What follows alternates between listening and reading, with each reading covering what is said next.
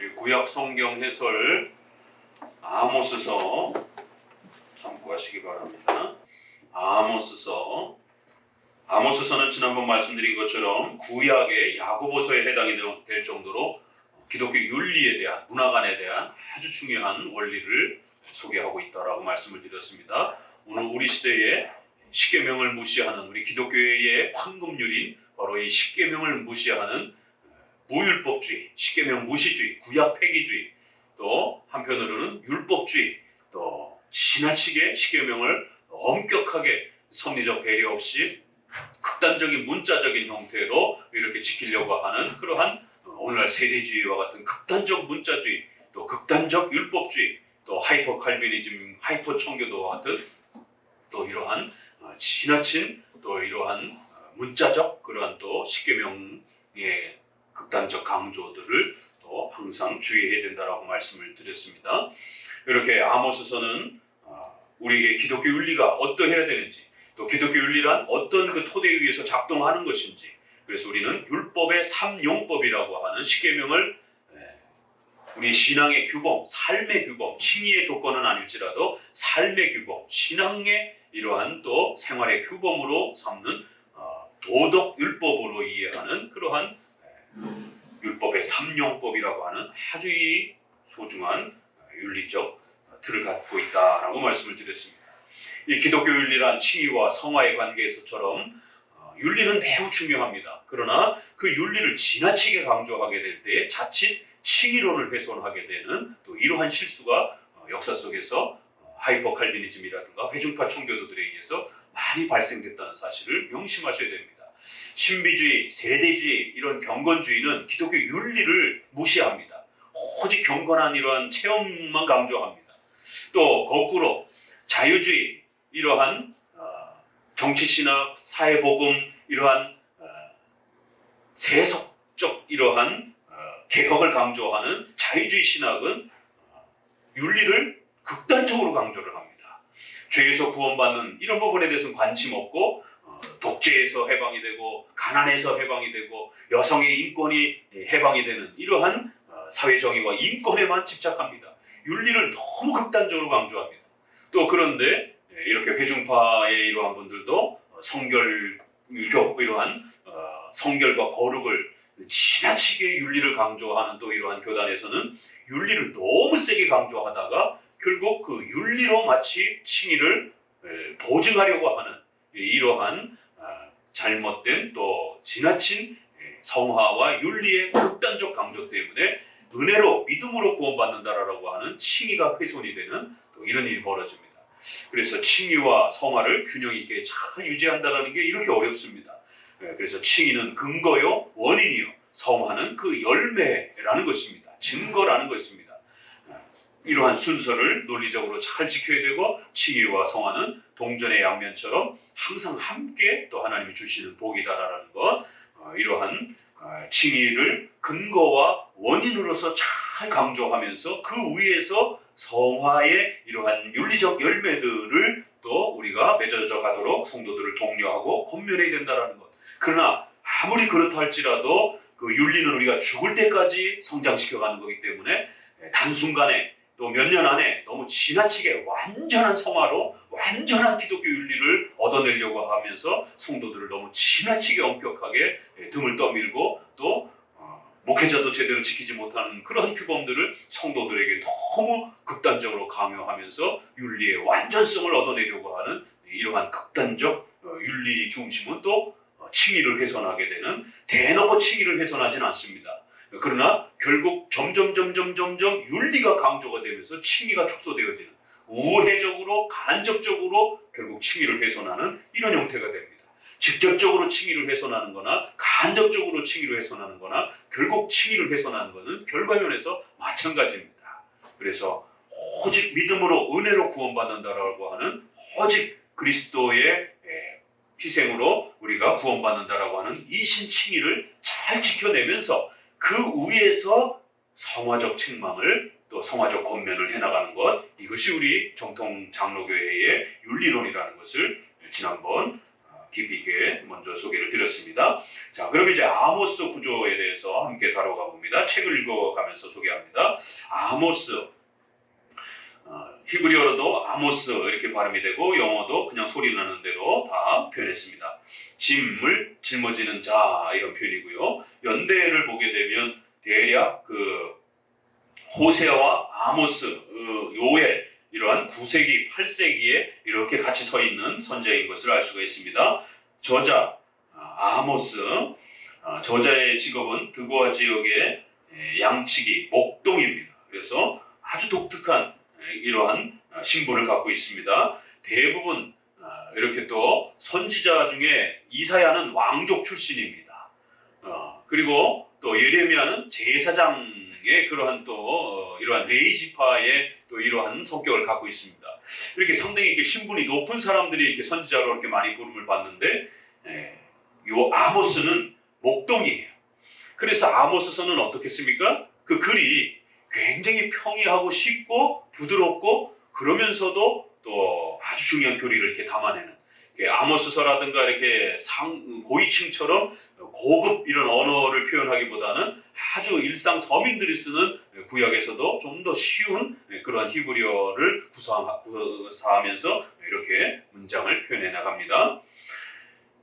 뽕나무 잎, 무화과 나무를 따는 자, 그 목동인데 그 목동으로서 또 이렇게 양치기도 하지만 또 뽕나무 잎이라고 하는 잎을 따는 자라고 하는 자기의 또 이러한 일들을 소개하면서 이러한 일들도 했다라는 걸 보게 됩니다. 무화과 나무 계열의 나무 열매를 칼집을 내서 빨리 익도록 이렇게 또 과수업에 또 이렇게 또 봉사하기도 했던 것을 보게 됩니다.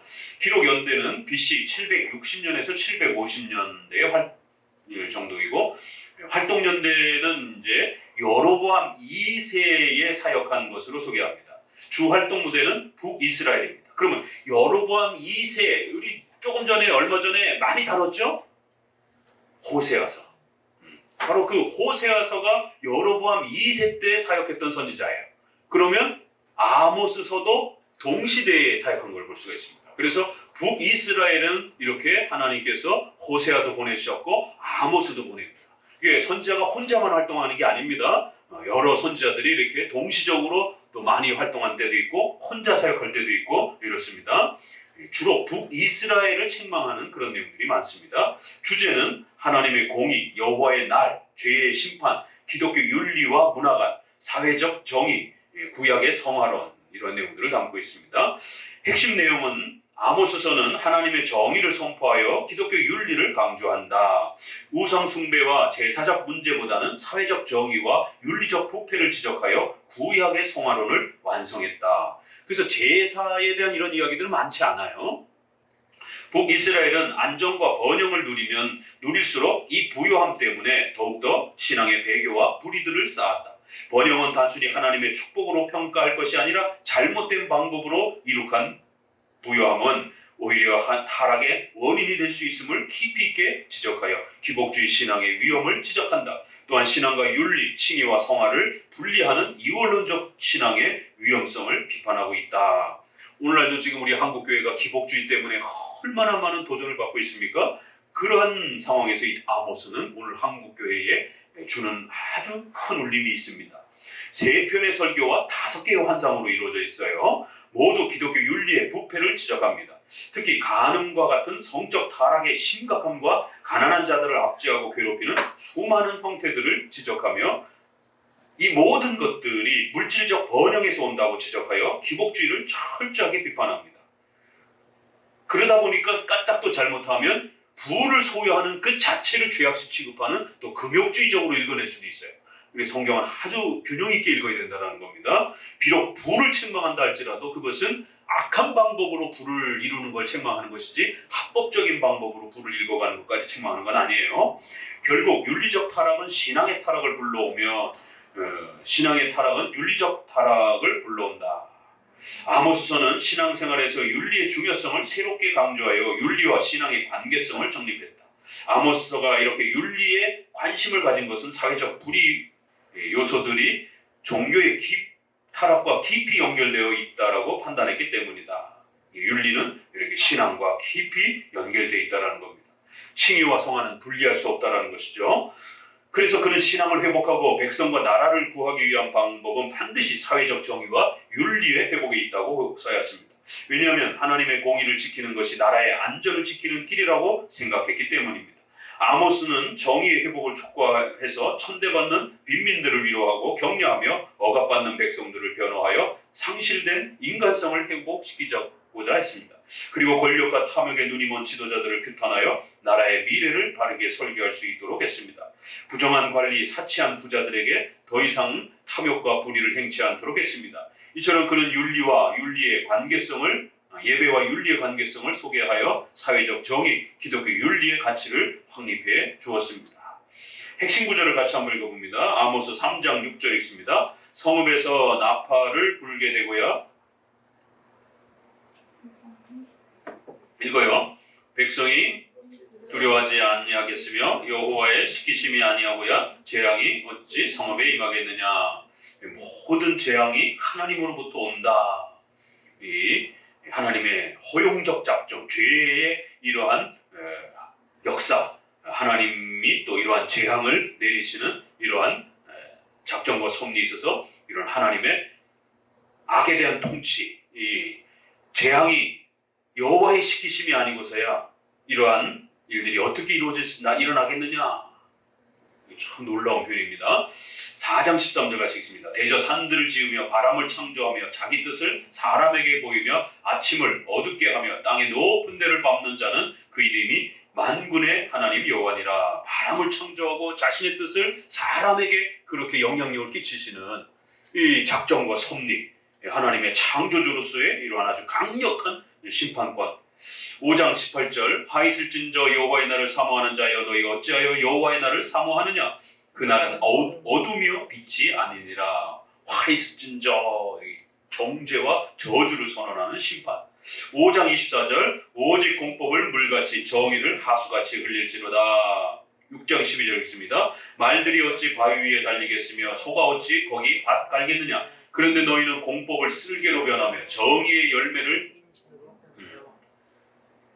인진으로 변하며 더러운 것으로 그렇게 변하게 만들었다라는 거예요. 여기도 공의, 공법, 정의 계속 이런 얘기 드립니다. 8장 11절 있습니다. 주 여호와께서 가라사대 보라 날이 이를지라 내가 기근을 땅에 보내리니 양식이 없어 주림이 아니며 물이 없어 가람이 아니요 여호와의 말씀을 듣지 못한 기갈이라. 결국 하나님의 무서운 책망의 본질은 뭐라고요? 하나님의 말씀, 참된 설교가 사라지는 시대를 맞이하게 될 거라는 겁니다. 하나님을 체험하는 것 아닙니다. 은사 체험하는 것 아니에요. 하나님의 말씀을 바르게 설교하고 또 그 말씀을 바르게 듣는 이러한 설교의 은혜의 시대가 중단되어질 수 있다는 것. 이게 가장 큰 벌이 될 수 있다는 거예요. 말씀을 듣지 못한 그런 영적 기갈에 놓이게 된다는 거예요. 자, 그러면 이제 아모스서의 몇 가지 특징을 좀 보면은요. 문체, 아모스서는 선지자 자신이 기록으로 남긴 최초의 성경이다. 따라서 기록 성경의 가치를 드러내 주었다. 또한 본문의 특징은 시적인 형태로 되어 있고 웅변적이며 설교적이다. 학문적이기보다는 역동적이고 활기찬 음성으로 표현되었다.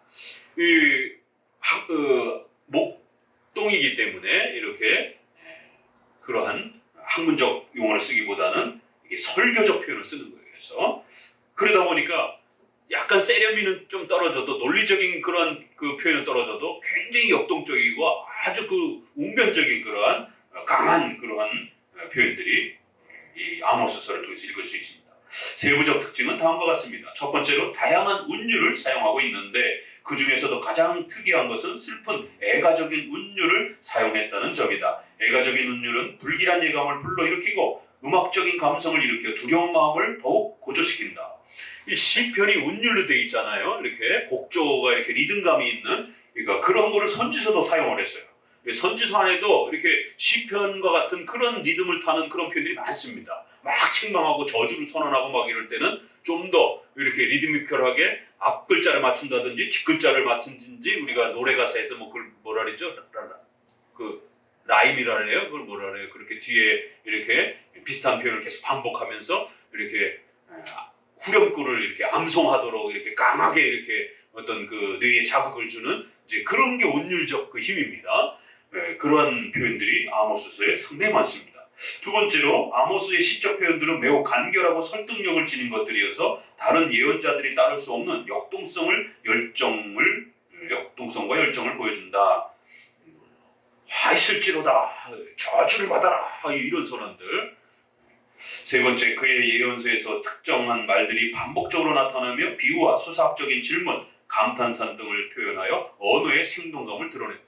그래서 막 질문하고 또 선지자가 스스로 대답하고 이렇게 문답의 이러한 부분들을 막 이렇게 쏟아내는 그럼 그 질문에 이렇게 고민하게 되고 이런 부분들이 아주 굉장히 이렇게 활기차다라는 거죠, 문장이. 두 번째는 최후 심판, 여호와의 날이 굉장히 강조되어 있어요. 요엘이 메뚜기 재앙을 통하여 여호와의 날을 선포하면서 최후 심판을 종말적 묵시 예언 형태로 소개한 것처럼 아모스서에도 메뚜기 환상을 통하여 여호와의 날을 선포하며 묵시 예언을 제시했습니다. 자, 꼭 기억하세요. 메뚜기가 많이 등장하는 성경이 어디 있습니까? 요엘서, 그리고 아모스서. 또 하나 있죠? 이거 못 맞추면 안 되죠? 또 하나 있어요. 메뚜기가 많이 나오는 성경. 출애굽기에 10가지 재앙 중에 메뚜기 재앙이 나오잖아요. 성경에 3번에 이렇게 메뚜기를 주제로 다루는 그런 큰 또 주제들을 다루기도 합니다. 요엘서, 아모스서, 메뚜기가 많이 나온다라는 것 꼭 기억하세요. 요엘서를 9세기 저작으로 보면 여호와의 날이란 최후 심판 개념이 처음으로 나타나는 것은 요엘서다. 요엘서 이후로 아모스서를 비롯하여 많은 선지자가 이 날을 종말론적 묵시 예언의 최후 심판으로 소개합니다. 따라서 여호와의 날이란 말 속에는 역사적으로 결정적인 사건의 날에 여호와께서 친히 임재하여 사건을 심판하신다는 소망의 날이 되었습니다. 결국 구약의 성도들이나 신약 시대의 성도들은 이 말을 궁극적이고 종말론적인 개념으로 사용하였습니다. 요엘서도 여호와의 날이라는 주제를 통하여 종말론적 심판을 강조했지만 요엘서는 최후 심판에 있어서 악인들의 심판보다는 구약의 성령장이라고도 할 수 있는 것처럼 종말의 날에 성령의 충만함과 기름 부으심의 축복을 강조합니다. 그래서 예수 그리스도께서 오심과 그 예수님이 오셔서 이제 구원을 이루신 것이 온 세상으로 퍼져나간다라고 하는 성령의 오심, 좀 이런 쪽이 많이 강조가 되어 있어요. 그러나 아모스서는 요엘서와 달리 여호와의 날을 통해 끊임없이 심판을 선언하며 회개하지 않는 죄로 인해 재난을 가져올 것이라는 확신에 차 있습니다. 구원에 대한 낙관적인 개념을 제거하고 여호와의 날은 징계와 심판으로만 그렇게 나타납니다. 세 번째, 하나님의 공의와 기독교의 윤리, 이러한 정의의 문제. 아모스서는 하나님의 공의를 기초로 사회적 정의를 선포하여 구약의 기독교 윤리를 확립했습니다. 형식적인 성전 제사와 예배만 드리고 생활은 무관심했던 잘못된 신앙을 지적하기 위해서 선지자는 윤리를 회복하는 것이 곧 구원의 길로 나아가는 것이라고 외쳤습니다. 그러니까 윤리, 정의 이런 얘기가 많아요. 그러니까 마치 윤리를 회복하면 구원을 받는 것처럼 자유주의자들이 이제 이렇게 이 아모스서를 오해할 만해요. 까딱 잘못 읽으면 봐라, 아모스서처럼 이렇게 야고보서처럼 윤리를 회복하는 게 구원이다, 이렇게 오해할 수가 있습니다. 윤리의 어떤 명백한 개선의 증거가 보이지 않으면 구원받지 못한 것이다, 이렇게 회중파에 너무 지나친 또 윤리의 어떤 보증을 이렇게 가지려고 하는 이러한 또 지나친 윤리 중심의 이러한 또 형태도 조금 조심해야 됩니다. 아모스서 1장 1절에 언급되고 있는 여로보암 시대에는 여로보암 2세 치하로 북이스라엘이 정치적 경제적으로 안정권에 놓여 있던 시기였습니다. 거듭되는 군사적 승리는 나라의 영토를 크게 확장시켜 놓았고 무역 정책도 성공하여 많은 돈을 벌어들였습니다. 정치도 안정되어 왕수일은 부유해졌고 남유다와의 관계도 원활하여 그 어느 것 하나 아쉬울 것이 없던 시대였습니다. 그러나 이런 부유함이 오히려 욕심을 자극하여 가난한 자를 학대하고 거짓과 폭력을 강화시키는 원인이 되었고 다른 시대보다 더 사회적 윤리적 부패를 가중시켰습니다. 따라서 아모스서는 종교적 문제보다는 사회 윤리적 문제점을 더 강조합니다. 이를 위해서 여호와 하나님이라는 표현보다 만군의 하나님, 심판의 하나님, 정의의 하나님이라는 표현을 많이 사용합니다. 이 신앙은 하나님의 심판주와 창조주에 기초한 그러한 고백입니다. 이 때문에 아모스서가 심판의 하나님을 말할 때 그것은 하나님의 공의와 정의를 전제한 것입니다. 우리 장로교는 그러기 때문에 십계명을 많이 강조하고 일반의총을 강조하고 윤리를 우리도 굉장히 많이 강조하는 겁니다. 우리 개혁주의는 윤리에 무관심하고 그저 오직 신앙만 강조하는 그런 형태가 아닙니다. 그런 형태는 경건주의예요. 신비주의. 우리는 신앙도 강조하지만 균형 있게 윤리와 문화와 또 이러한 삶의 문제도 우리 장로교는 아주 균형 있게 그렇게 가르친다라는 것입니다. 하나님의 공의는 심판을 떠나서는 생각할 수조차 없었기 때문에 아모스서는 심판의 하나님을 공의의 하나님, 의와 불의를 판단하시는 하나님으로 생각하였습니다. 삶이 변화되지 않고 인격적으로 성장하지 않으며 생활이 문란하고 부패한 신앙은 이와 같이 행함이 없는 믿음은 그 자체가 죽은 것이라는 야고보서 2장의 지적처럼 참된 신앙이 아니었습니다. 그 결과 아모스서는 우리에게 신앙과 삶의 관계를 심각히 고민하게 만들었습니다. 하나님의 공의를 세우기 위하여 여호와의 날이란 최후 심판을 선포하였던 것입니다. 또한 예언의 대부분을 사랑과 은총보다는 하나님의 공의에 기초한 기독교 윤리를 가르쳤습니다. 또 단순한 사랑, 단순한 이웃사랑 이런 개념으로 접근하지 않습니다. 그 정도면 불교에도 많이 말하는 거예요. 싸우지 말고 폭력을 행사하지 말고 이런 정도라면 그건 불교에도 있어요. 그럼 기독교 윤리란 반드시 그 인간의 도덕의 문제가 하나님의 뜻, 십계명, 하나님의 그러한 속성과 하나님과 연결되어야 되는 거예요. 그렇지 않으면 착하게 살으라고 아무리 말을 하게 되면 그건 불교나 학교나 기독교나 다 똑같은 거죠. 학교 선생님들도 착하게 살아라라고 그러고 질서 지키라고 그러고 중들도 그 정도는 얘기합니다. 우리 기독교가 단순히 윤리를 그 정도로만 표현한다면 문제가 된다는 거예요.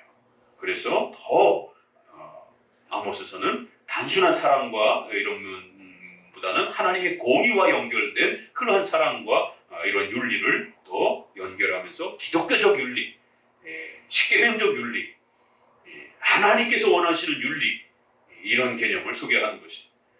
이걸 예를 들어보면은요, 우리가 남녀의 질서에 있어서 또 부모 자식 간의 질서에 있어서 부모가 권위를 갖습니다. 남편이 권위를 갖습니다.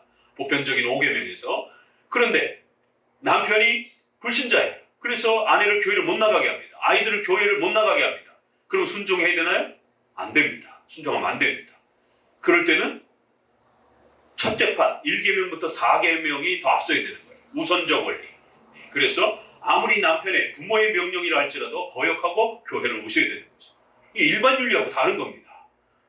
삼강 오륜 유교의 이러한 그 일반적 윤리는 절대적으로 자기 살을 베어서라도 부모님이 고기를 먹고 싶다라면 고기를 갖다 바치고 또 심청이가 그렇게 부모님이 눈 뜨고 싶다라면 자기를 제물로 바쳐서 이런 극단적인 효를 강조를 하는 겁니다. 이게 다른 거예요.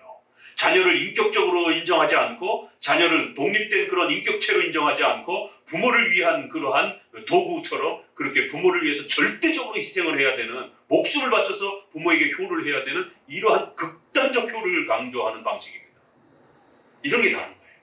그러나 우리는 신앙의 하나님의 뜻에 위배되면 아무리 부모라 할지라도 그 부모의 명령에 저항하면서 또 국가 왕의 명령에 저항하면서 교회를 지켜나가야 되는 이러한 우선적 원리가 작동하는 겁니다. 그래서 기독교 윤리는 일반 세상의 도덕적 윤리와 비슷해 보여도 근원적으로는 다릅니다. 또한 예언의 더 나아가 그는 만군의 하나님 곧 세계 역사를 주관하시는 하나님께서 정의와 공평이 무시된 나라에서 벌어지는 의인의 학대를 눈감아 주시지 않을 것이라고 아주 엄중히 경고합니다. 아모스가 가장 심각하게 비판했던 윤리 문제는 같이 읽어봅니다. 여호와께서 가라사대 이스라엘의 서너 가지 죄로 인하여 내가 그들 벌을 크게 읽어요. 이는 저희가 은을 받고 의인을 팔며 신 한 컬레를 받고 궁핍한 자를 팔며 가난한 자의 머리에 있는 티끌을 탐내며 겸손한 자의 길을 굽게 하며 부자가 한 젊은 여인에게 다녀서 나의 거룩한 이름을 더럽히며 라는 말씀에 잘 드러나고 있습니다. 바로 인신매매, 노예제도, 부자가 가난한 자에게 행하는 법적인 횡포와 경제적 폭력과 같은 가난한 자에 대한 학대 문제, 그 다음에 성적 타락에 대한 문제. 여기는 우리는 부자라고 돼 있어가지고 이게 돈의 부자인지 아들과 자식을 말하는 부자인지 이건 한문 성경을 봐야 알고 영어 성경을 좀 봐야 선명해집니다. 그래서 우리가 영어 성경을 좀 이렇게 옆에 놓고 같이 보면 좋은 거예요. 이건 아들과 아버지를 말하는 거예요. 아버지와 아들이 한 여자를 놓고 그렇게 드나들면서 성관계를 하는 것이에요. 이런 아주 극악스러운, 정말 세상에도 없는 이런 아주 참혹한 성적 타락이 세상에 아버지와 아들이 한 여자를 놓고 그렇게 경쟁을 하면서 성적인 교제를 하는 것이에요. 이런 더러움이 이스라엘 백성들 안에 벌어지고 있다는 것이에요. 참 입에 담기도 더러운 이런 심각함들이 교회가 타락할 때 이렇게까지 타락할 수 있다고 보여주는 겁니다. 정당한 거래 같지만 교묘한 여러 방법으로 가난한 자들의 생계를 위협하며 자신들의 돈을 채워나갔고 아버지와 아들이 한 여자와 음란을 행하는 부도덕한 간음의 쾌락이 난무했습니다. 이방 나라에서도 흔치 않은 이런 기괴한 성적 타락은 이스라엘의 윤리적 부패가 얼마나 심각한지를 알 수 있는 증거들이었습니다. 아모스는 이러한 억울함, 부당한 인권유린, 부당한 착취, 간음, 성폭행 등의 불의를 비판하고 오직 공법을 물같이 정의를 하수같이 흘릴지로다 라는 말씀처럼 정의와 공평으로 다스리며 생활할 것을 촉구했습니다. 이와 같은 사회적 정의에 대한 특징은 하나님 아버지 앞에서 정결하고 더러움이 없는 경건은 곧 고아와 과부를 그 환난 중에 돌아보고 또 자기를 지켜 세속에 물들지 아니하는 이것이니라는 야고보서의 윤리관과 연결됩니다. 경건만 지나치게 강조하는 자들에게는 이 말씀이 엄청 충격이죠. 그렇죠? 신앙만 강조하고 기도만 강조하고 예배만 강조하는 자들에게 참된 경건은 예배도 중요하지만 가난하고 어려운 이웃들을 돌아보는 이러한 사회적 복지와 이웃에 대한 그러한 보살핌도 경건에 해당이 된다. 그런데 또 이 구절은 자유주의자들이 이 구절을 악용하게 되면 봐라, 진짜 경건은 예배 드리는 게 아니다. 진짜 경건은 교회 가서 기도하고 찬양하고 설교 듣는 게 경건이 아니라 가난한 약자들을 돌보고 인권을 해방시켜주고 사회정의를 일으켜주는 거다.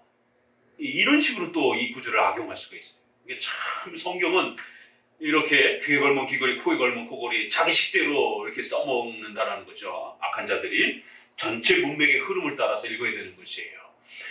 경건의 이러한 윤리적 부분을 야고보서가 강조하는 한 면이지 이게 전체가 경건의 정의는 아닙니다. 다른 데서는 또 예배와 또 하나님 앞에 기도하고 찬양하는 이런 신앙적 문제에 또 집중하는 것을 경건이라고 이렇게 또 표현하고 있기 때문에 종합해야 되는 거예요. 따라서 사회적 정의와 공의 문제는 자유주의자들만 언급하는 주제가 아니라 개혁주의의 신앙의 한 축임을 알 수 있습니다. 비록 믿음으로 구원받는 칭의가 앞서지만 칭의의 열매로서 성화는 반드시 칭의를 뒤따르며 함께 가는 것입니다. 둘을 분리하거나 하나만 주장하면 바른 신앙이 아닙니다. 즉 신앙과 칭의만 강조하면 신비주의나 종교 생활만 강조하는 경건주의, 근본주의가 되기 쉽습니다. 반대로 윤리만 강조하면 자유주의, WCC 운동과 같은 세속주의에 빠질 수 있습니다. 개혁주의는 믿음과 생활, 윤리에 이 칭의와 성화가 함께 조화를 이룹니다. 이 균형을 유지하기 위해 개혁주의는 기독교 신앙 기초교육인 교리문답을 강화했습니다. 왜냐하면 이 항목에는 사도신경, 신앙과 관련해서 그 다음에 주기도문과 함께 기독교 윤리의 기준으로서 10계명을 배치해두고 있기 때문입니다. 5개의 환상, 그래서 이제 조금 더 구체적으로 각 구절을 보면은요, 아모스서는 사회적 정의와 윤리의 회복을 위해서 5개의 환상을 소개합니다. 5개의 환상들은 종말의 묵시 예언적 성격을 가지면서도 각각의 환상들은 윤리의 회복을 촉구하며 또한 윤리적 부패에 대한 엄중한 심판의 경고를 말하고 있습니다. 첫 번째 환상은 메뚜기 떼입니다. 아모스 7장 1절부터 나타나는데 아모스의 첫 번째 환상은 메뚜기 떼 환상입니다. 북이스라엘이 윤리적으로 부패하게 된 이유는 물질적 번영이 가장 중요한 원인이었기 때문에 하나님께서는 메뚜기 떼로 말미암은 국토의 황폐화와 양식을 파괴하는 기근의 재앙을 예언하십니다. 칼빈은 이 재앙이 가깝게는 아시리아로부터 임할 것을 지적합니다.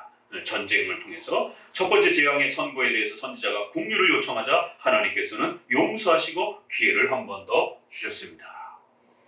이런 게 이제 섭리에서 인간의 의지를 사용하시는 그러한 하나님과 우리 성도들의 인격 관계예요. 하나님이 분명히 너희 멸망당해서 죽을 것이라고 이렇게 명령했지만 회개하면 용서해 주시는 거예요. 그럼 하나님의 작정은 그들을 멸망시키는 거였습니까? 용서해 주는 거였습니까? 하나님의 계획은 용서해 주는 것이었어요. 그렇지만 우리 눈에 보기에는 선지자가 너희들 죽는다라고 경고한 겁니다. 하나님의 작정이 바뀐 건 아니에요. 하나님의 작정은 원래 용서해 주기로 그렇게 계획하고 계셨던 거예요. 그러나 하나님이 우리의 죄를 책망하기 위하여 너희 죽는다라고 그렇게 허용적 섭리 개념으로 그렇게 경고하실 수 있다는 거예요. 너희들이 멸망한다라고 이렇게 경고하실 수 있는 것이에요. 이러한 하나님의 섭리에 있어서 하나님의 신적인 계획과 또 인간의 또 이러한 의지를 인격적으로 사용하셔서 하나님이 뜻하셨던 것을 바꾸시는 겁니다. 그래서 작정은 안 바뀌는 거예요. 그러나 섭리는 바뀌어지는 겁니다. 인간의 인격적 대응에 따라서 우리가 회개하고 용서를 구하면 하나님이 돌이키신다 이렇게 말하는 겁니다. 작정, 하나님의 근원적인 신적 계획에서 보게 되면 이스라엘 백성들을 용서해 주려고 했던 거예요. 그렇지만 하나님은 이스라엘 백성들이 회개하도록 죽는다라고 그렇게 엄히 경고를 사용하시는 거지요. 그리고는 회개하면 죽이지 아니하고 용서를 해주시는 겁니다. 이러한 형태를 우리가 하나님의 작정과 섭리 안에서 봐야지 인간이 모든 것을 회개했으니까 하나님도 다 바꾸셨다. 하나님은 모든 것을 예정하고 확정해 놓지 않고 우리 인간이 어떻게 하느냐에 따라 하나님 지켜보시다가 잘했다 이러면서 그 모든 역사를 우리 인간이 주도해 가는 것처럼 이렇게 설명하면 인본주의, 알미니언주의가 되는 거예요. 하나님이 모든 걸 결정해 놓고 인간을 인격적으로 그렇게 제2원인자로서 그렇게 다뤄가시는 겁니다. 이게 바로 이런 걸 설명하는 데 있어서도 왜 하나님이 멸망시킨다라고 했는데 왜 하나님이 용서의 기회를 허락하시는가? 이런 부분도 잘 읽어내야 됩니다. 제2의 환상은 불입니다. 두 번째 재앙인 불의 재앙도 물질의 번영을 맞춰져 있습니다. 그 불은 큰 바다를 말리고 육지를 불태우는 불로 자연현상에서 인공적으로 일어나는 불과는 다른 심판의 거룩한 불로 소개됩니다. 또한 이 불은 뜨거운 열기로 양식을 마르게 하여 가뭄의 재앙을 의미하기도 합니다. 즉 북이스라엘 백성들이 의지하던 돈과 양식이 파괴될 것이라고 이렇게 엄중하게 경고합니다. 여호와는 이 불의 심판을 통해서 자신의 다스림이 이스라엘 민족에게만 제한된 것이 아니라 세계와 인류, 우주 전체에 있음을 보여줍니다. 전통적으로 구약에서 바다가 나라를 비유하는 중요한 표현으로 사용되기에 바다와 육지를 태우는 일은 전 세계 모든 나라를 심판하시는 우주적이고 종말론적인 심판에 대한 경고를 포함합니다. 두 번째 재앙의 선고에 대해서도 선지자가 국류를 요청하자 하나님께서는 용서하시고 기회를 더 주셨습니다. 이런 모습들이 어디서 비슷해요? 아브라함이 소돔과 고모라에 사는 롯의 이러한 조카를 구하기 위해서 하나님 50명이 의인만 있다라면 살려주시겠습니까? 40명은요? 30명은요? 이런 거랑 똑같아요. 그러면 아브라함이 더 힘이 센 건가? 기도의 힘이 더 센 건가? 하나님께서 작정하시고 섭리하셔서 용서하기로 계획하셨는가? 어느 쪽을 강조해서 설명합니까? 복음주의는 아브라함이 열심히 기도해가지고 사건이 바뀌었다. 이렇게 더 강조합니다. 그러나 우리 장로교는 하나님이 이렇게까지 용서하셨다라고 하나님의 신적인 그 긍휼을 더 많이 강조합니다. 그러면서 하나님은 아브라함이 기도하도록 그렇게 촉구하시고 아브라함에게 그 기도의 이러한 책임과 또 아브라함이 기도해서 하나님이 마음을 바꿔주신 것처럼 그렇게 하나님은 아브라함을 또 귀하게 여겨주셨다. 이렇게 우리 장로교는 설교합니다. 방향이 다른 거예요. 여러분도 성경을 볼 때 그렇게 읽으셔야 되는 거예요. 이러한 그 마치 옥신 이렇게 하나님하고 줄다리기를 하는 것처럼 이렇게 하나님은 멸망시키려고 막 그러는데 아모스가 그 모든 사건을 다 바꿔내고 막 이렇게 읽어내면 안 되는 거예요. 아모스도 훌륭하지만 하나님이 긍휼히 여겨주시는 이쪽에다 초점을 맞추면서 읽어가셔야 됩니다. 참 성경 묵상이라는 게 보는 방향에 따라서 이 신관이 형성되느냐 아니면 내 능력과 내 교만이 더 높아지느냐. 아모스가 이렇게 기도했으니까 역사가 바뀌었구나. 그러면 내가 이렇게 기도하면 역사가 바뀌겠구나. 역사 전체도 인간이 막 바꿔갈 수 있는 것처럼 이런 생각이 든단 말이에요. 아니요. 역사는 하나님이 만들어가는 겁니다.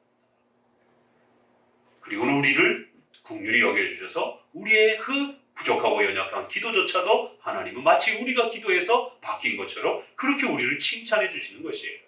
우리를 인격적으로 초대하고 배려해 주시는 은혜의 그러한 하나님의 귀한 응답이지, 마치 아모스가 이걸 다 바꿔낸 것처럼, 아브라함이 다 바꿔낸 것처럼 이렇게 읽어내면 아브라함이 주인공이 되어버립니다. 야, 아브라함 대단하다, 이렇게 묵상을 해버려요. 아, 하나님 참 대단하다, 이렇게까지 몇 번씩이나 바꾸면서 그들을 용서하시고 회개의 기회를 주시려고 이렇게까지 하셨구나. 이렇게 성경은 하나님이 어떤 분인지 하나님의 마음을 읽어내는 방식으로 성경을 읽어야 되는데, 이런 걸 훈련해보지 못했기 때문에 당장 아모스가 눈에 들어오고 아브라함이 했던 그런 어떤 위대한 신앙적 행위가 먼저 눈에 들어와버려요. 알미니안주의는 바로 아브라함을 중심으로 강조하는 거고, 우리 칼빈주의는 하나님의 행하신 그 역사를 중심으로 해서 강조하며 설교를 하는 겁니다. 자, 세 번째 보세요. 분위기가 확 바뀌어집니다. 다림줄인데, 다림줄 환상도 역시 윤리적 부패에 대한 엄중한 경고를 초점으로 한다. 다림줄은 고대 근동의 건축의 필수적인 도구로서 담이나 기둥, 그리고 성벽과 같은 것들을 바르게 세우는 측정 장비이다. 사마리아 도성에서 궁궐과 상하궁과 많은 별장들이 있었으므로 다림줄은 그것들을 건축하는 데 없어서는 안 될 도구였습니다. 결국 다림줄은 안정된 집과 성을 건설하여 도시 문화를 세워가는 중요한 도구였습니다. 이와 같은 발전된 건축 기술로 도시 문화가 생겨났고, 도시 문화를 통해서 번영을 추구했습니다. 그 번영으로 온갖 착취와 성적인 부패가 난무했기 때문에 다림줄을 통해서 이들의 경제적 군사적 기반이 되는 도시 문화를 파괴하겠다라고 경고하신 것입니다. 다림줄을 이제 더 이상 쓸 수 없는 그런 상황이 되겠다라고 경고한 거예요. 그 번영으로 온갖 착취와 성적인 부패가 난무했기 때문에 다림줄을 통해서 이들의 경제적 군사적 기반이 되는 도시 문화를 파괴하겠다고 경고하신 것입니다. 농촌 출신인 아모스가 사마리아의 도시 문화의 부패와 타락에 대해서 신랄하게 비판한 것이 대조적입니다. 세 번째 환상부터는 앞에 두 환상과는 달리 아모스의 중보 기도도 없으며, 또한 하나님의 심판 철회의 약속도 없이 오직 엄중한 심판의 경고만 있습니다. 세 번째는 하나님이 바꿔주지도 않아요. 이렇게 역사는 하나님이 만들어가는 것이지, 마치 아모스의 기도가 대단해가지고 이 역사가 바뀐 것처럼 이렇게 읽어가면 안 됩니다. 네 번째 환상은 여름 과일 광주리. 여름 과일이란 무성했던 여름이 끝나가면서 마지막에 내놓은 과일을 의미합니다. 제철의 끝에 나오는 과일은 맛이 없기도 하지만 마지막 과일이라는 특징 때문에 종말의 임박성을 암시하는 묵시 예언적 성격도 있습니다. 이 표현에서 사용한 과일이라는 말은 과일 자체로서의 의미를 지니기보다는 과일의 히브리어가 카이츠와 끝을 나타내는 히브리어 케츠의 발음이 비슷한 발음을 가지고 있어서 이렇게 역사의 종말을 나타내는 데 사용합니다. 이걸 뭐라 그러죠? 이렇게 음가가 비슷한 걸 가지고 우리가 코미디라든가 또 이렇게 뭐라 그러죠? 풍자를 또 이렇게 풍자적으로 표현을 해서 정치라든가 이런 걸 또 꼬집기도 하잖아요. 그러니까 이러한 위트, 이런 문학적인 어떤 이러한 기법을 사용해서 이스라엘의 그러한 종말의 임박성을 또 이렇게 책망하기도 하는 겁니다. 백성들의 부귀영화는 엄청나 보여도 여름 과일의 끝물 과일처럼 마지막 번영이 될 것이며, 이제 곧 신속히 그 풍요들이 파괴되고 멸망될 것입니다. 그날의 백성들의 노래는 마지막 노래가 될 것이며, 이제부터는 버려진 시체들의 처참함을 보는 심판을 맞이하게 될 것이라고 경고합니다. 이처럼 여름 과일을 통해서도 북이스라엘의 윤리적 부패의 토대가 되었던 번영을 책망하고 있습니다. 네 번째 환상에서는 백성들의 경제적 번영을 통한 윤리적 타락이 결국 종교적인 타락까지 몰고 온다는 이러한 연관성을 더욱 강조하여 윤리적 타락과 신앙적 타락의 밀접한 관계성을 밝힙니다. 칭의와 성화는 분리되어 있지 않다라는 겁니다. 아모스서 8장에 같이 읽어봅니다. 너희가 이르기를 월삭이 읽어요. 월삭이 언제나 지나서 우리로 곡식을 팔게 하며 안식일이 언제나 지나서 우리로 밀을 내게 할거, 에바를 잡게 하여 세계를 크게 하며 거짓 저울로 속이며 은으로 가난한 자를 사며 신한 걸레로 궁핍한 자를 사며 잿밀을 팔자 하는도다 라고 언급하여 안식일과 월삭에 대한 백성들의 태도를 지적합니다. 아주 오늘날 주일 성수가 굉장히 부담되는 지루한 것처럼 이렇게 빨리 끝나고 장사해야 되는데 이제 이런 거죠. 이들은 종교적 제사가 자신들의 상거래에 얼마나 귀찮고 불편한 것인지를 탄식하며 억지로 절기를 지키며 거짓적으로 사용하여 신속히 장사를 하여 돈을 벌고자 하는 욕망에 사로잡혀 있었습니다. 결국 이와 같은 윤리적 종교적 부패는 주 여호와가 가라사대 보라 날이 이를지라 내가 기근을 땅에 보내니 양식이 없어 주림이 아니며 물이 없어 가람이 아니요 여호와의 말씀을 듣지 못한 기갈이라는 말씀과 같이 말씀의 기갈이라는 가장 무서운 심판을 초래하게 되었습니다. 세 번째 환상과 마찬가지로 네 번째 환상에도 아모스의 중보기도와 하나님의 심판 철회에 대한 약속 없이 신속한 심판의 경고만 제시되고 있습니다. 다섯 번째는 파괴된 성전을 소개합니다. 두 번에 걸쳐 용서의 기회를 주셨고 두 번에 걸쳐 엄히 경고한 후 마지막 환상에서는 이스라엘 백성의 신앙과 삶의 중심인 성전에 대한 파괴를 언급합니다. 이 성전이 파괴된다는 건 끔찍한 재앙입니다. 그들의 아주 삶의 중심이었는데 성소는 민족의 기반이요 나라의 깃틀이었으며 더욱이 성소에서 행하는 형식적인 제사일망정 그 제사로 인해 여호와의 긍휼을 기대할 수 있다고 믿었던 것입니다. 따라서 성소의 파괴는 하나님이 이스라엘에서 떠나시겠다는 것이기 때문에 더 이상 소망을 가질 수 없는 완전한 멸망을 의미하는 것입니다. 아모스서 같이 읽어봅니다. 9장 내가 그 남은 자를 칼로 사륙하리니 그 중에서 하나도 도망하지 못하며 그 중에서 하나도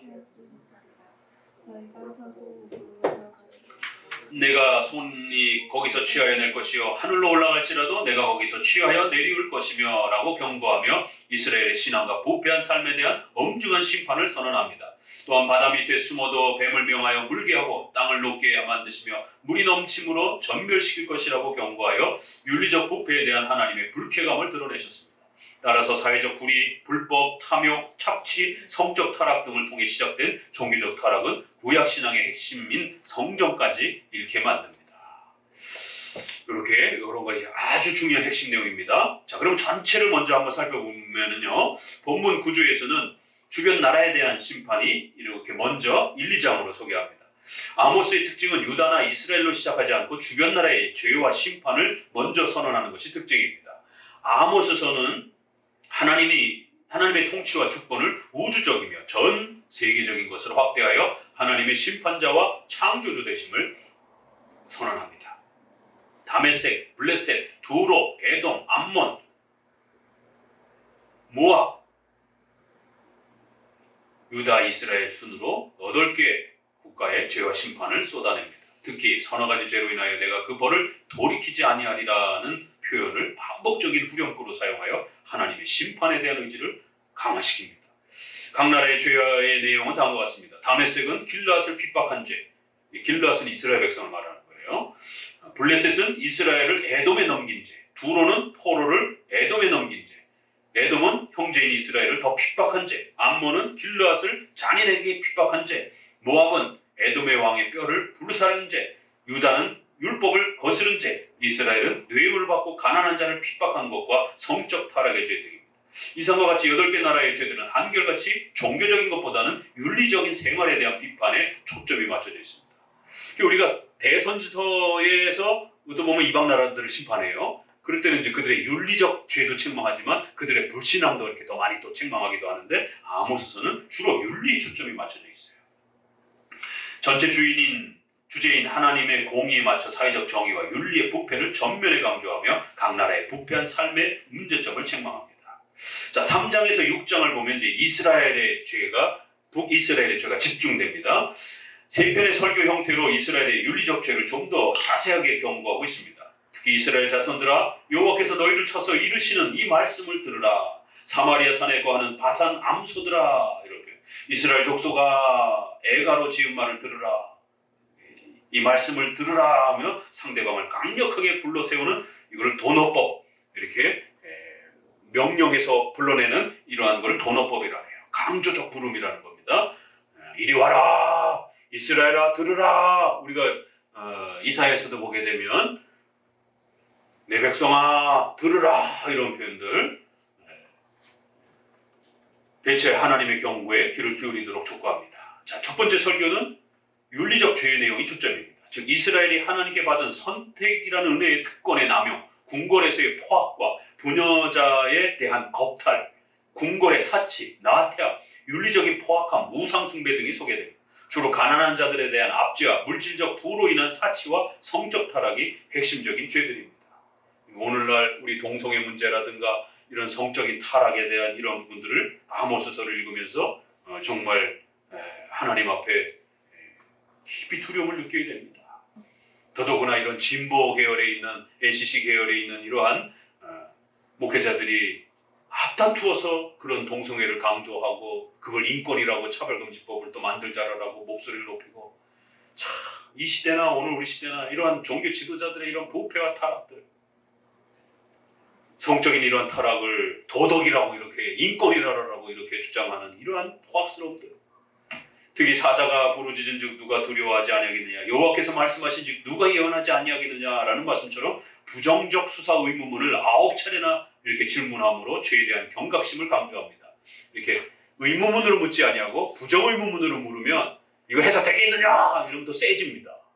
밥 먹었느냐 이런 말보다 밥 안 먹었느냐 이렇게 물으면 훨씬 더 강해지는 것처럼 그 십계명도 전부 다 대부분이 부정명령으로 되어 있어요. 그렇죠? 살인하지 말라, 간음하지 말라, 이렇게 안식일을 거룩하여 지키라, 이 정도만 긍정명령이고 하나님 외에 다른 신을 너에게 두면 안 된다, 이렇게 여호와 이름은 망령 뛸것지 말라, 이렇게 부정적 명령을 하게 되면 인간의 그러한 개념에 훨씬 더 이렇게 세게 각인이 됩니다. 우선 두 사람이 의합치 못하고 어찌 동행하겠으며 라는 질문을 통해서 하나님과 자신은 일치된 의견 속에서 움직이는 것이기 때문에 선지자로서 자신의 심판 선언은 합당하다고 강조합니다. 사자가 움킨 것이 없고요 어찌 수풀에서 부르짖겠으며 라는 질문은 사자가 먹이를 움키듯 하나님께서도 백성들의 죄를 책망할 원인들을 움켜잡았다고 하십니다. 그리고 그물을 땅에 베풀지 아니하고서야 새가 어찌 거기에 치겠으며 아무 잡힌 것이 없고야 창해가 어찌 땅에서 뛰겠느냐라는 말씀은 하나님 앞에서 백성들은 반드시 포로로 잡혀서 그렇게 그물에 잡혀서 심판을 받게 될 거라고 강조하는 표현입니다. 그물은 반드시 새를 잡아야 걷어지는 것처럼 백성들의 심판이 펼쳐지고 있고 이 심판을 통해서 책망을 받게 될 것이라고 경고합니다. 성읍의 나팔 소리가 전쟁을 암시하듯 하나님의 심판 소리가 울려 퍼지게 될 때 두려움에 떨 것이라고 말합니다. 그리고 이 모든 재앙의 시작과 끝은 여호와의 시키심이 아니고야 재앙이 어찌 성읍에 임하겠느냐라는 말씀처럼 하나님의 신적 작정과 섭리 속에서 주어지는 것이라고 증거합니다. 자, 두 번째 설교는 죄의 내용들을 설명하는데 특히 바산의 암소들라고 이렇게 여기에 초점이 맞춰져서 사마리아 여인들을 대상으로 이렇게 집중합니다. 이스라엘 백성들 중에 특별히 여성들은 어떤 죄를 범했는가? 그녀들의 죄들도 역시 우상 숭배를 포함하여 가난한 자들을 핍박하며 남편들에게 술을 가져오라고 명령하는 듯, 이게 거꾸로 된 게 아닌가? 아니요, 제대로 된 거예요. 남편이 여자에게 술을 가져오라고 명령하는 게 아니라 여자들이 술에 얼마나 잔뜩 찌들었으면 남편 보고 술 가져오라고 이렇게 명령을 해요. 성경이 이렇게 재밌습니다. 그래서 자세히 보셔야 돼요. 그럴 거라고 대충 남편이 술 가져왔겠지라고 가져오라고 명령했겠지 이렇게 읽는 게 아니라 남편에게 여자들이 술 가져오라고 명령을 하는 그런 형태로 되어 있습니다. 이런 사치와 쾌락의 압제와 같은 윤리적 죄들이 책망의 대상이었습니다. 특별히 두 번째 설교인 4장에서는 같이 읽어봅니다. 너희는 베델에 가서 범죄하며 길갈에 가서 죄를 더하며 아침마다 너희의 생을 3일마다 수은제로 드리며 낙헌제를 소리내어 광포하려무나 이스라엘 자손들아 이것이 너희의 기뻐하는 바니라 이는 주 여호와의 말씀이니라고 하여 종교적 부패와 윤리적 타락을 연결시켰습니다. 아니 여기 3일마다 11조를 드리고 열심히 제사 드리는데 뭐가 잘못됐지? 성경에는 3일마다 11조 드리라는 명령은 없어요. 그렇게 되면 성도들이 어떻게 먹고 삽니까? 생각해보세요. 3일마다 11조를 드리면 몇 번을 드려야 됩니까? 나누기 잘라서 30일이니까 한 달에 10번 11조를 하면 한 달에 월급 받아가지고 10번을 11조를 해요. 그러면 얼마가 빠져나가는 거예요. 이러니까 이 자기들의 종교적 의를 드러내려고 성경에 명령되어 있지도 않은 11조를 더 많이 하는 것처럼 이렇게 막 자랑질을 하고 이러는 겁니다. 이 성경을 자세히 읽어야 됩니다. 이러한 외식주의가 팽배해지는 거예요. 북이스라엘 백성들은 베델과 단에 금송아지를 세우고 우상 숭배를 하면서도 이들은 아침과 저녁에 드리는 상번제를 흉내내어 제사를 드렸습니다. 특별히 십계명, 신명기 14장 매년 3년 끝에 그 해 소산의 10분의 1을 다 내어라는 말씀을 흉내내어 3일에 11조라는 자랑거리를 만들었습니다. 수은제는 번철에 굽고 누룩을 넣지 말아야 하는데도 이들은 자신들의 재물의 양을 더 많게 보이려고 누룩을 넣어 부풀린 겁니다. 그것을 불태워 온 겁니다. 또한 낙헌제는 하나님께 감사하며 더 열심히 살겠다는 자기 부정의 헌신을 고백하는 제사인데 이것을 모든 사람이 볼 수 있도록 광고하면서 그렇게 자랑하면서 드린 겁니다. 뭔가 제사를 열심히 드리는데 이게 문제가 있는 거예요. 오늘날 한국 교회가 이런 겁니다. 뭔가 열심히 예배를 드리고 있는데 다 그게 자기 자랑이 되는, 마치 자신들은 하나님께 가장 큰 열심을 내어 제사와 11조 행위들을 하는 것처럼 지나칠 정도로 예배에 몰두했지만 이 모든 것들은 형식적인 제사요 자신들을 자랑하기 위한 거짓된 모습이었습니다. 두 번째 설교에서는 이와 같이 윤리적 종교적 부패에 대한 엄중한 하나님의 심판 내용이 소개됩니다. 또한 하나님께서 기근, 가뭄, 풍제, 곰팡이병, 연병, 칼, 지진 등으로 이스라엘을 징계하시고 책망했던 과거의 심판들을 지적하여 다가올 심판의 무서움을 경고합니다. 그리고 이스라엘의 강팍함을 강조하기 위하여 너희가 내게로 돌아오지 아니하였느니라는 후렴구를 5번이나 계속 반복합니다. 기근, 가뭄, 풍제, 곰팡이병, 연병, 칼, 다 얼마나 무서운 것들입니까? 이런 것들이 성도들의 삶에 쏟아질 것이다라는 거예요. 하나님을 두려워해야 된다는 겁니다. 세 번째 설교, 마지막 설교는 오직 공법을 물같이 하라라는 이제 요 선언한 것처럼 하나님의 공의와 사회적 정의 문제를 강력하게 촉구하여 회개와 돌이킴에 초점을 맞춥니다. 회개 촉구는 3번에 걸쳐서 하나님을 찾으면 살 것이라고 선언하는 부분에 아주 절정을 이룹니다. 그리고 백성들의 죄도 세 번째 설교에서 좀 더 구체화됩니다. 이 점층 반복법이에요. 이런 게 같은 내용을 반복하지만 뒤로 갈수록 조금 더 상세해지는 것이에요. 공법을 인진으로 변하며 정의를 땅에 던진 자들아 라는 선언에서 보듯이 정의를 버리며 소중한 법의 질서를 먹지 못하는 쓴나물처럼 변질시켜버렸습니다. 또한 이들은 성문에서 책망하는 재판관이나 지도자들의 바른 말을 거부하고 정직을 싫어하며 부당한 세금을 받고 뇌물과 가난한 자들을 핍박하며 교만함과 나태함과 사치함과 같은 윤리적 부패와 악을 더했습니다.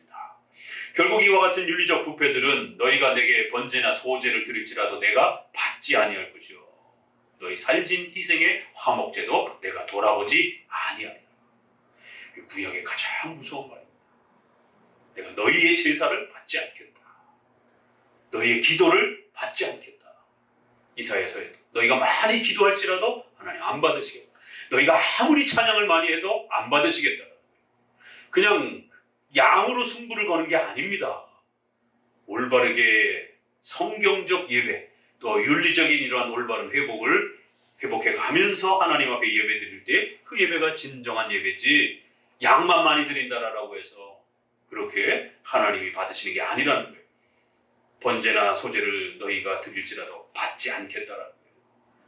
신앙적 부패와 타락으로 나아가게 만들었습니다. 그리고 이 타락은 여호와의 날이라는 최후 심판의 멸망으로 빠지게 하는 원인이라고 지적합니다. 아모스서를 통해서 우리는 하나님께서 백성들의 절기와 제사와 찬송도 거부할 정도로 윤리적 부패는 종교적 부패와 매우 밀접한 연관성을 가지고 있음을 깨닫습니다. 사회적 정의의 붕괴가 곧 종교적 붕괴이며 종교적 붕괴는 곧 사회적 정의와 윤리의 붕괴로 이어지는 신앙과 윤리의 특징을 이렇게 이해해야 하는 것입니다. 따라서 아모스서는 신앙적 회복도 너희는 악을 미워하고 선을 사랑하며 성문에서 공의를 세울지어다 라고 언급하여 사회적 정의와 윤리의 회복으로부터 시작하라고 촉구하는 것입니다. 자, 마지막으로 이제 5개의 환상과 추가적인 약속이 따라붙는데요. 5개의 환상은 메뚜기, 불, 다림줄, 여름광주리, 성전 파괴의 5개의 환상은 주제별로 나뉠 수 있습니다. 첫 번째, 두 번째 환상은 심판의 경고와 회개의 권면을 강조합니다. 따라서 심판을 제시한 후 여호와께서 이에 대하여 뜻을 돌이켜 가라사대 이것이 이루지 아니하리라고 반복하여 심판의 취소에 대한 소망을 제시합니다. 그러나 세 번째, 네 번째 환상은 죄의 심각성을 생동감 있게 강조하기 위해서 내게 이르시되 아모스야 내가 무엇을 보느냐라는 대화 형식을 소개하고 다시는 용서치 아니하리라는 결론적 말을 반복하여 중재와 권면은 없고 오직 무서운 심판만 남아있음을 제시합니다. 이외의 특징은 첫 번째에서 네 번째 환상은 주 여호와께서 내게 보이신 것이 이러하니라는 표현을 서두에 배치하여 환상의 객관적인 그런 계시성을 강조합니다. 다섯 번째 환상은 내가 보니 주께서라는 표현하여 주관적인 그런 좀 더 강렬한 그러한 현장감을 또 강조하기도 합니다. 추가적 약속은요. 회복의 약속은 여호와의 날 이후에 완성될 종말론적 묵시 예언의 형태로 소개되었습니다. 첫째는 무너진 다윗의 천막을 다시 세우겠다는 약속을 하여 종교적 예배적 회복을 제시합니다. 이것은 미래적인 하나님 나라의 완성을 바라보는 것입니다. 왜냐하면 다윗은 죽었기 때문에 다시 오진 않잖아요. 그렇죠? 바로 예수 그리스도를 다윗으로 이렇게 또 장차 오실 영원한 왕이신 바로 다윗 왕처럼 그렇게 백성을 잘 통치한 영원한 왕이 장차 다시 오실 것이다. 그래서 다윗이 다시 오실 것이다. 이렇게 예언하는 겁니다. 둘째는 천국에서 성도들이 누리게 될 영적인 풍성함과 은혜의 충만함을 가르치기 위해서 보이는 곡식과 과일의 풍성함을 통해 생활의 회복을 또 이렇게 약속하고 있습니다. 자, 전체 구조는 이렇게 다시 한번 이렇게 보시고 또 장별 요약도 이렇게 해서 부지런히 공부하셔야 됩니다. 그래서 우리는 성경을 열심히 공부해야 신앙이 세워지고 자라가고 또 모든 어려움과 시험을 물리칠 수 있는 것입니다. 성경을 모르면 신앙이 자라가지 않고 만들어지지 않고 시험이 또 사탄의 이러한 도전이 와도 물리칠 수가 없습니다. 성경만이 그 모든 신앙을 세워가는 도구요 유일한 도구다라고 소율이 문다 이문이 그렇게 가르치고 있는 것처럼 성경을 열심히 공부하고 그 또 성경에서 소개하는 핵심적 교리들을 반복적으로 공부하게 될 때에 아주 견고한 그러한 신앙의 토대를 마련할 수 있습니다. 이렇게 먼저 아모스서를 전체적으로 핵심을 보고 그 다음에 이제 구절 하나하나를 이렇게 또 잘 해석하는 법들을 문법적 해석, 역사적 해석, 교리적 해석을 동원해서 또 아모스서를 또 잘 읽어내는 것입니다. 그러면 구약의 윤리가 얼마나 소중하게 다뤄지고 있는가. 그래서 우리 장로교적인 개혁주의적인 이러한 성화의 윤리에 대한 십계명에 대한 이해 이런 부분들을 아모스서를 통해서 다시 한번 배우시면서 칭의도 중요하지만 또 그 칭의의 열매로서 또 성화, 십계명 이런 윤리 그리고 또 일반은총 이런 부분들을 우리 크리스천들이 또 잘 세워가는 것이 그래서 하나님께도 칭찬을 받고 이웃에게도 또 칭찬을 받는 이러한 아주 놀라운 칭의와 성화의 균형 관계를 아모스서를 통해서 다시 한번 열심히 배워가시기를 권면을 드립니다.